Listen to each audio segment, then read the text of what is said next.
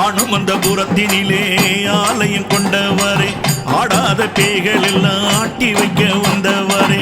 அனுமந்தபுரத்தினிலே ஆலயம் கொண்டவரே, ஆடாத பேய்கள் எல்லாம் ஆட்டி வைக்க வந்தவரே. அகோர வீரனாக அவதரித்து வந்தவரே, செய்வினை ஏவல் பில்லி சூனியத்தை அழிப்பவரே. அகோர வீரபத்ர சுவாமி அங்கம் சிலு சிலுக்க வாணி. அகோர வீரபத்ர சுவாமி அங்கம் சிலு சிலுக்க வாணி.